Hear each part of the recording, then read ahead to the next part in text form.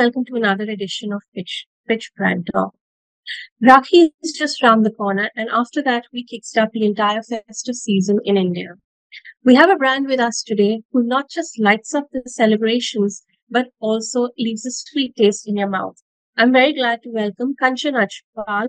She's the Chief Marketing Officer at SMEW. Kanchan, welcome to Pitch Brand Talk.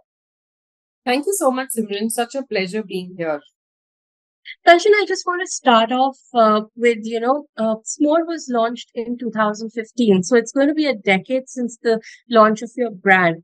How have you seen the consumers' preferences and taste change in this period?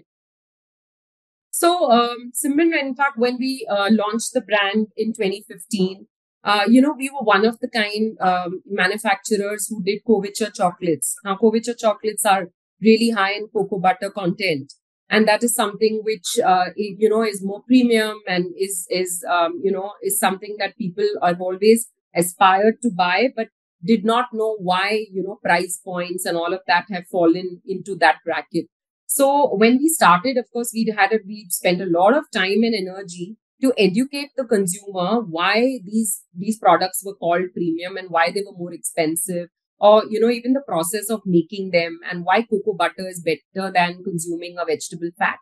So over the years, and it's funny when I say this, because at this point in time, over the last 9 years, we've seen customers asking me, what is the cocoa butter content? Is this dark chocolate? Where do you source your chocolate from? Is this single origin? So I feel, all the hard work that we put in over the last years have really paid off, because today the customer is very aware. They want to know, if you bought the chocolate from, like, your basic chocolate comes from a single origin estate, or whether, these are dark, whether it's 70%. So, this, I feel this has really helped in taking the consumer also to the next level, wherein they want to indulge a smaller portion, but then do, the better part of the chocolate. So, Kanchan, just what's been the rate of growth for S'more chocolates? So year on year, we've looked at a growth of about 15 to 20%, since we've launched the brand. In fact, the growth in premium chocolate itself has been quite a bit. We have today, we sell both omni-channel, we sell online. We have our own D2C website from where we cater to all over India. And we have our offline stores. We have about 35 physical locations and about 35 plus cloud kitchens, from where, again, we deliver all our online orders. Now, Rakhi is just around the corner, and post that the festive season kicks off in India. So what are your plans for this festive season? So every season, we come up with a lot of different product in terms of, of course, everyone loves our packaging. So we always play upon, beautiful designs so that the pack is as interesting to look at as much as to consume. So, of course, for Raksha Bandhan, we've looked at, chocolate bars, which have embossed Happy Raksha Bandhan on them. So it becomes very personalized. And also we're doing this fabulous cake, which is, we call it the Rasmalai cake. It's completely filled with luscious rasmalais and studded with some of them on top, along with rose petals. So this makes it a very perfect cake for the festive season. While we keep the traditions on, we also look at the modernism of having, like, it in the form of a cake. And of course, we've kept it eggless so that we can cater to a larger market. Now, typically, what is the uptick that you see during festive season, say from August, September, right till November, or after Diwali? And I'm sure you must be having a bump up even during Valentine. So what is the uptick that you see versus the other period of the year? So generally, if you see from August up to December, in fact, our sales, including our corporate sales and our lounge sales, almost go up by about 50 to 60% as compared to the rest of the year. It starts with August, like with Raksha Bandhan. Post that, we have Ganesha. We do a lot of modaks made with chocolate during that time. And then, of course, we have Diwali, for which we In fact, this year we've done a lot of chocolate mithai, which is a fusion between your chocolate and actual Indian sweets. And of course, generally you have a very close finish between Diwali and Christmas. And then we have a little slack month, which is Jan, and then followed by Valentine's Day. So generally, from August till Feb, we are a little packed in terms of our product range and our revenue in terms of these festive occasions. Uh, I would just want to ask you, how would you define your TG? Is it because of your price point, it is the upper middle class and the premium segment, or are you also seeing the chocolates being consumed and seen as an aspirational product?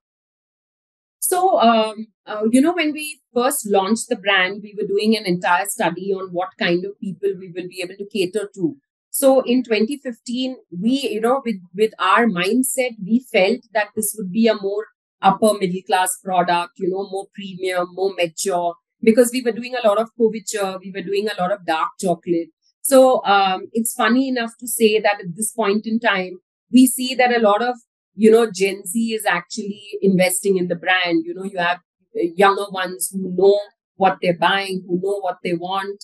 We have a lot of people from two-tier cities, smaller segments. They are actually investing in the brand in terms of, gifting, because everybody wants to do something really special and something which is a brand to gift their loved ones. So we see, a lot of our orders, even on our website, they come from smaller cities, which shows us that, our TG has just completely widened. Okay, now just a follow-up question to that. So how are you reaching your consumer? Is digital the way, or are you also looking at other modes of communication for your consumer? And what's the strategy to not just retain your consumer, but onboard new consumers?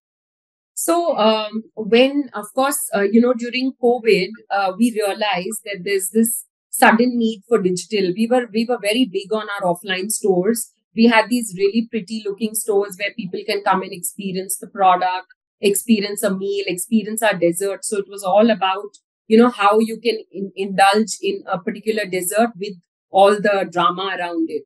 But we realized in 2020 that we were completely lost. We had to develop this our game, when it comes to the digital front. That was when we worked on a lot of strategies around this. We improved our performance marketing strategies in terms of all our ads and all that.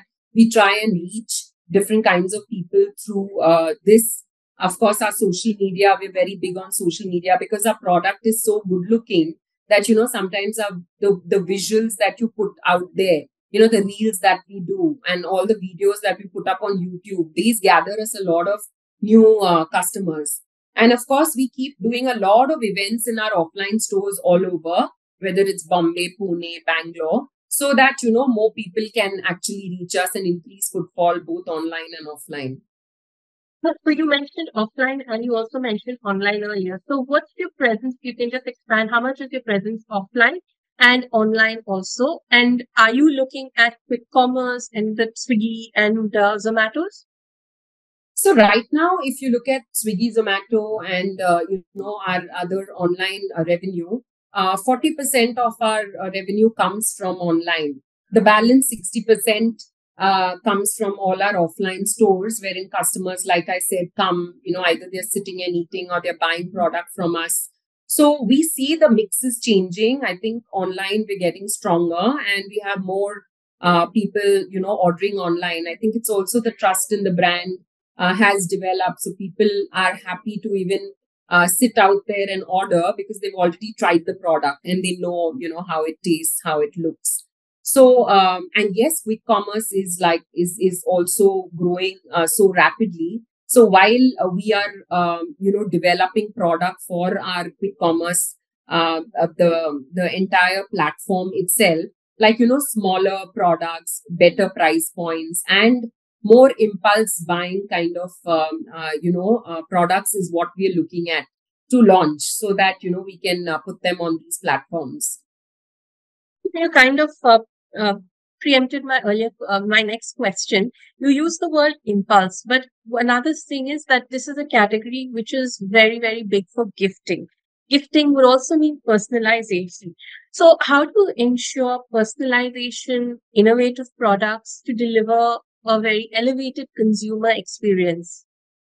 So, if you look at our offline stores, we are already very strong in the entire gifting section. You know, whether it's like a photo print cake that you want with your picture on it, or if you'd like logos on boxes. We also now print names of people on macaroons. We do it on chocolates. We do it on chocolate boxes. So earlier we used to look at a minimum order quantity of like 100 boxes for me to print with the logo, but today, even if it's a single box, I can print it for you. You know, so this has really elevated the entire personalization game because we realize people are asking for these things all the time.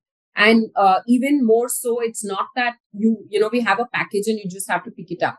Whether it's a ribbon color that you're looking at, whether it's like a card which has a message on it, we can do all of these things to really elevate your gifting requirement.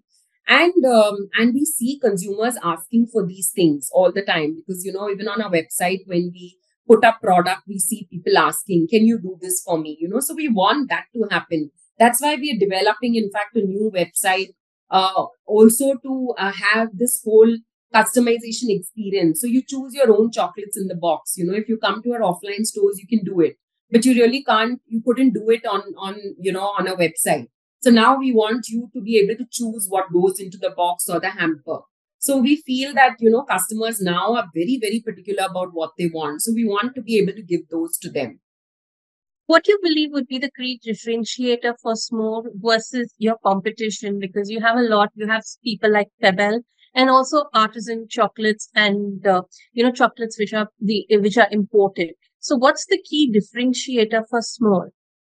See, one is, like I said, we innovate really fast. So if you see every 3-4 months, we launch new products, we launch new packaging. So every time we have these exciting, options that are available.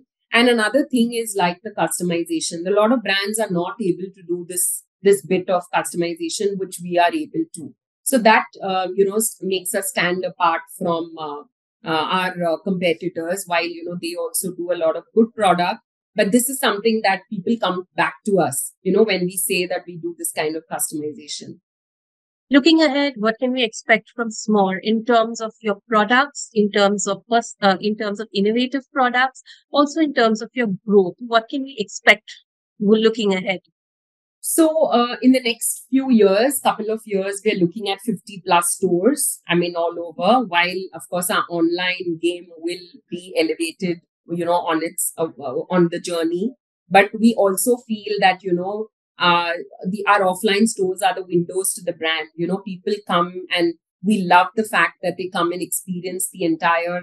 We when we see people just sitting here and indulging in a beautiful dessert, which you can plate so nicely that it's like a visual treat also. So we're looking at about 50 plus stores, flagship stores. And, when I say this, it's about 2000 square foot plus lounges. In fact, we're looking at these all over India. And in terms of products, we want to do, products which are lower in sugar content, higher maybe in jaggery, more nuts, cranberries, raisins, these kind of things to make them sweet naturally. And also ingredients which, are game changers. Like I feel, every time when we launch things with a lot of international ingredients, I mean, that's always been something we've been doing. But I think over the last few years, we also realized that people love playing with Indian ingredients, and they feel that, Creative. yeah, so you have that nice, that home kind of feeling, like a basic example of mangoes. When we Hmm. do mangoes, we can go crazy on it because people feel at home. It's that comfort level that just takes them closer to home. So they love products with mangoes. Again, ingredients like your cardamom and cinnamon, and you have touches of these. It just makes them feel very, very warm and very at home. So we've been seeing over the last few years people asking for things like pistachios, saffron, where you have kesar, you have kesar pista barks. We've done kaju katli, chocolate fusion mithai.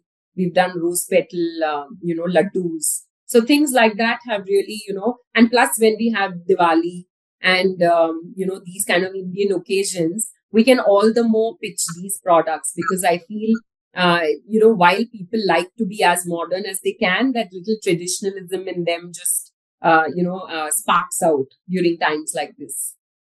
You mentioned your customized lounges, which you're looking at 50. And this will obviously mean a customer experience, like you also mentioned. So, where will these be? Are you looking at metros and tier one, or are you looking to go even deeper? No, we're looking at tier two also. Tier one, yes, we were looking at Delhi.